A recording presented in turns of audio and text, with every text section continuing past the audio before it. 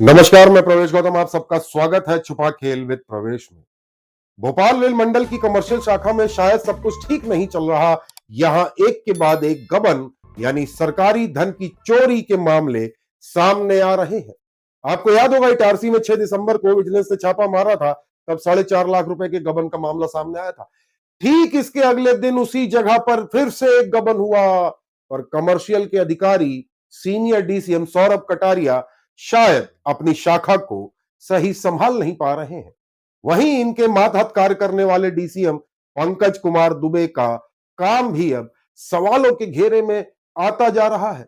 आज खुलासा करूंगा उस गबन का जिसे दबाने का पूरा प्रयास किया गया और इसमें दोषी कर्मचारियों पर अभी तक कोई ठोस कार्रवाई नहीं की गई है सूत्रों अनुसार। जबकि इसके पहले के मामले में 2 ऐसे कर्मचारियों का निलंबन किया गया था जिसका गबन से कोई लेना देना ही नहीं था। वहीं दूसरे मामले में शायद सब कुछ मैनेज किया जा रहा है। पूरी बात बताऊंगा, परत दर परत खोलूंगा, दस्तावेज दिखाऊंगा, कैसे हुआ पूरा गबन, कौन है दोषी, सीनियर डीसीएम सौरभ कटारिया की क्या है भूमिका। चैनल को लाइक शेयर सब्सक्राइब करना बिल्कुल ना भूलें। देखते रहिए छुपा खेल विद प्रवेश।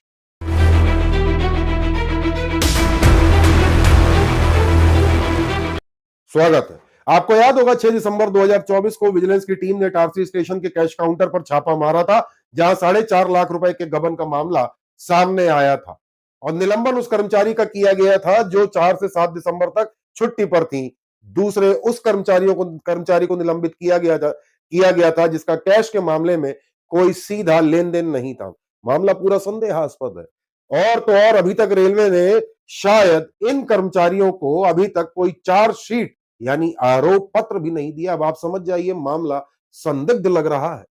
खैर, आज बात करूंगा उसी स्टेशन के उसी कैश काउंटर की जहां कैश काउंटर से 7 दिसंबर को फिर से नगद कम मिला।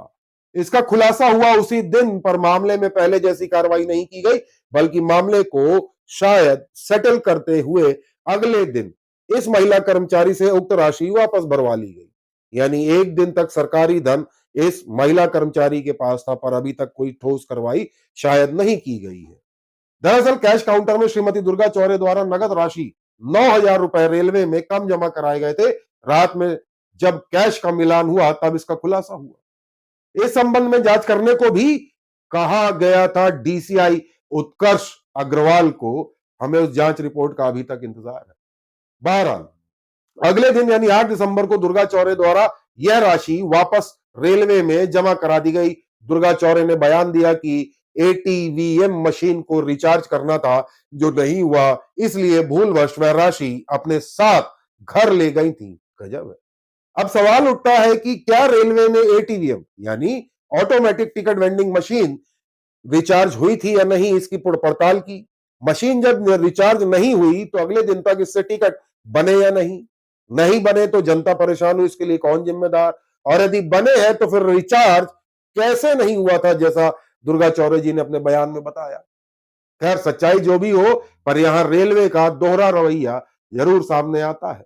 विजिलेंस मामले में भावना राय को निलंबित किया, जबकि वो छुट्टी पर थी। उनके पति अनिल राय को भी इसी मामले में निलंबित किया गया, जबकि अनिल राय का कैश मैनेजमेंट से सीधा कोई मतलब नहीं था। पर दूसरे मामले में अभी तक कोई ठोस कार्रवाई हमारी जानकारी में नहीं आई है।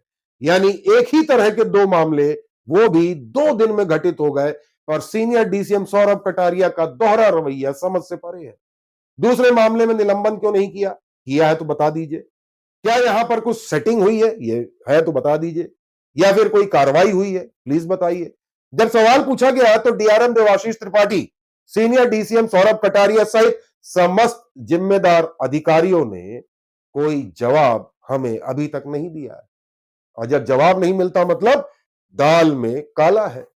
कुल मिलाकर इतना जरूर कहा जा सकता है कि इटारसी स्टेशन में कुछ तो गड़बड़ चल रही है, और इटारसी से वास्ता रखने वाले डीसीएम पंकज कुमार दुबे जी भी यहां के हालात सुधार नहीं पा रहे हैं। सवाल उठता है कि आखिर सीनियर डीसीएम सौरभ कटारिया चाहते क्या है? पहले तबादला सूची संदेहास्पद, फिर एक गबन, दूसरा गबन। डीसीएम पंकज कुमार दुबे जी भी क्या चाहते हैं? डीआरएम देवाशीष त्रिपाठी आखिर चुप क्यों बैठे हैं? क्या डीआरएम तक बात नहीं पहुंची या फिर कुछ और पहुंच गया? खैर जो भी हो, पर सवालों के जवाब न देना, मीडिया के नंबर ब्लॉक कर देने से सवाल समाप्त नहीं होते, पर भूमिका जरूर संदिग्ध प्रतीत होती है। बहरहाल आपको हमारा प्रयास कैसा लगा जरूर बताइएगा, और चैनल को लाइक शेयर सब्सक्राइब करना बिल्कुल ना भूले। बहुत बहुत धन्यवाद।